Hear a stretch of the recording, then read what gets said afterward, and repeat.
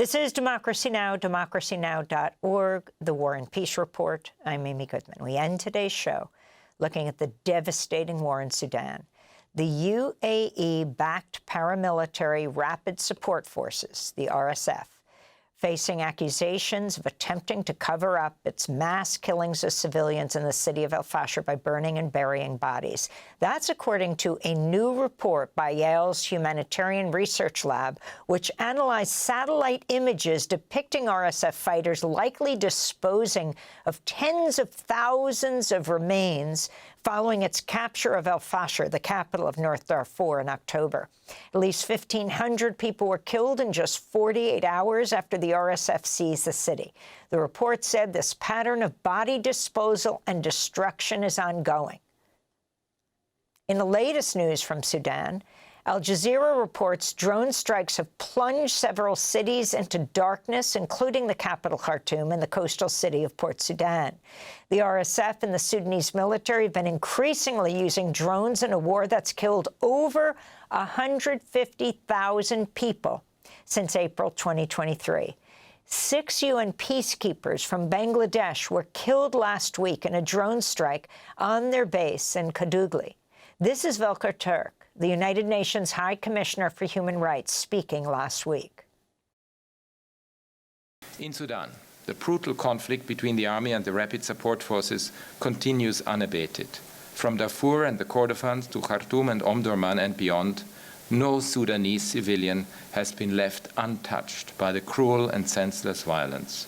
I'm extremely worried, and I say it again, that we may see a repeat of the atrocities committed in Fasher in Kordofan. And this is Nathaniel Raymond, Executive Director of the Humanitarian Research Lab at the Yale School of Public Health, speaking on Democracy Now! Earlier this month. What we're seeing through very high-resolution satellite imagery is at least 140 large piles of bodies that appear at the end of October into early November. And we see basically a pattern of activity by the Rapid Support Forces that indicates they've been burning and burying bodies for almost the better part of 5 weeks. Meanwhile, we see none of the pattern of life that we expect to see in a place with civilians. There's grass growing in the main market in Fasher. There's no activity at the water points or in the streets, and there's no sign of civilian vehicles such as donkey carts or cars. Basically, we see a ghost town where the only visible activity is Rapid Support Forces and what's called their technicals, their armed pickup trucks, moving objects consistent with human remains around, burying them and burning them. We're going to turn right now to Khalid Mustafa Medani, Associate Professor of Political Science and Director of the Institute of Islamic Studies at McGill University. He's also chair of the African Studies program. He's from Sudan. His latest piece is headlined Militants and Militias, Authoritarian Legacies and the Political Economy of War in Sudan, published by the American Political Science Association's Middle East and North Africa newsletter. He's joining us from Cairo, Egypt. Talk about the latest news of all that is happening in Fasher, the killing of the UN peacekeepers, this news of the satellite images of the burned bodies. Yes, absolutely. Thank you for covering Sudan once again. The problem is that it's not only Fasher at the moment.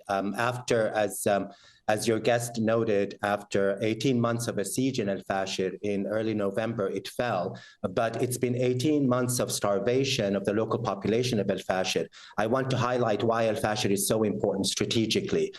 It is a very important strategic and financial hub, not only for Western Sudan, but for the entire region.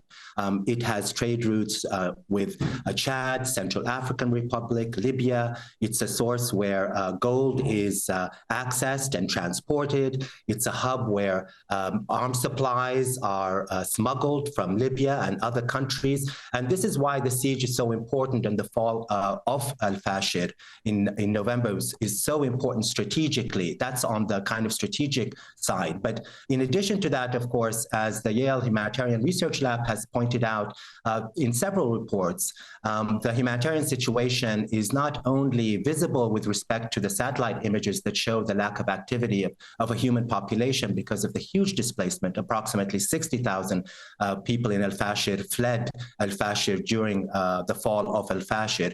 But also it's really a horrible kind of humanitarian situation where you have social media, the rapid support forces backed by the United Arab Emirates and other countries essentially are posting videos of the torture that they're engaging in al-Fasher. So you have not only the displacement of the population, but the mass killings and of course the mass graves. All of that has come to light to really depict a humanitarian situation that's really difficult to describe, in addition, of course, to the 12 million displaced in 2.5 years of war. But what has happened recently is the expansion of the war to Kordofan, as the UN official has noted, and that is something that's hasn't been covered. Over the last month, what we've seen is the rapid support forces has essentially recorded strategic and military victories, taking Western Kordofan, which is a very important area, not only in terms of oil deposit, but also gold.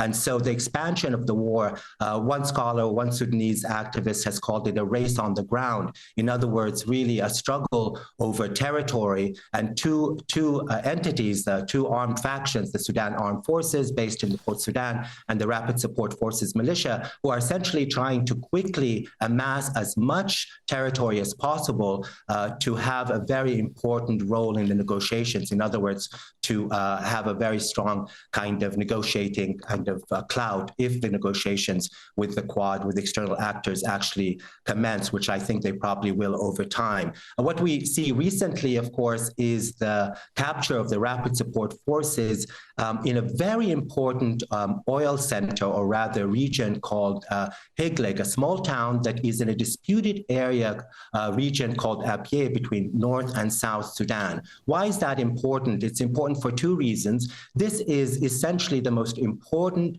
region where oil is processed in South Sudan. South Sudan relies exclusively, over 90% of the government revenue comes from oil from that region. That's number one. So it's a very strategically, economically important region. It's also a region where oil is transported through a pipeline to the coast of Sudan. In other words, Sudan, the Sudanese government, the de facto government in Port Sudan, actually relies on this oil and the receipts from that transfer of oil for a bulk of their revenues, in addition to other sources. So that becomes really important. And then the second really important aspect, and here I think where it's very troubling, is that this has long been a disputed area. And so this capture by the Rapid Support Forces last week by the militias led by Mohammed Hamdan Dagalo really has the potential to expand the war, not only through Darfur and Kordofan, but also South Sudan.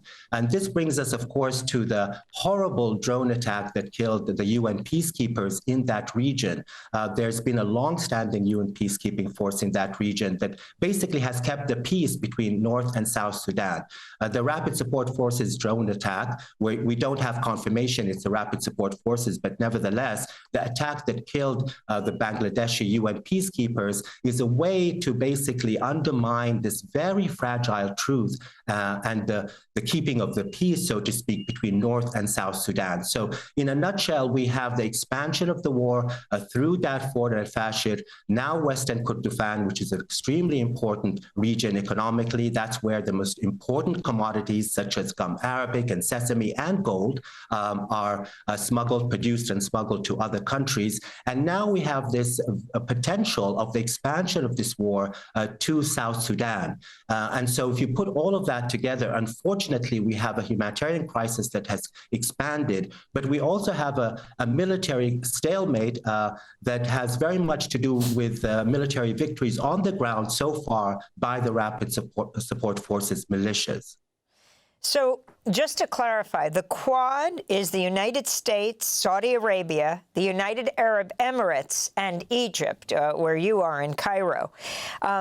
If you could also talk about what you're calling for, you have the UN High Commissioner for Refugees, Filippo Grandi, saying the Sudan response plan is only 1/3 funded due to Western donor cuts. And the U.S. is increasingly close to the United Arab Emirates, who's backing the RSF. In these final few minutes, talk about what you feel needs to be done in the greatest greatest misunderstandings about what's taking place right now and pressure coming from the outside.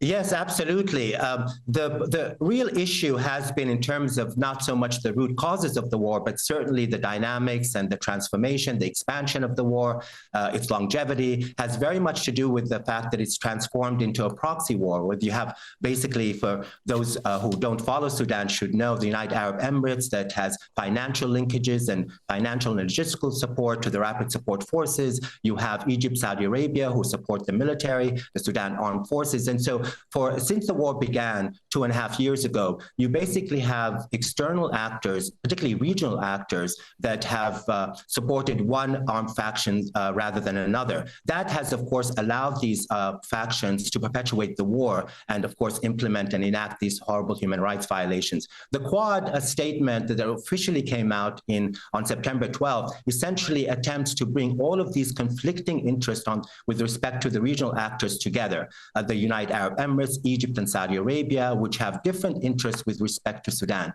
What they have in common as the war has expanded has been a real concern about the expansion of the war with respect to their own strategic interests, particularly with respect to the Red Sea area, and also issues of terrorism and militancy that is of a great concern to Saudi Arabia, but also United Arab Emirates. So this is an attempt on the part of not only the United States, but of course these countries to come together and iron out their differences with respect to Sudan itself. And they set out a proposal that has a number of points, but the most essential ones is to first and foremost understand that there's no military solution to the conflict, to have a truce that lasts for about 3 months, and then transition the country once again, or renew efforts at a transition to a civilian democracy. At least that is on paper. The problem has been, of course, is, as you can understand, the Sudan Armed Forces believes and has said that these are essentially talking points of the United Arab Emirates, and they've rejected them.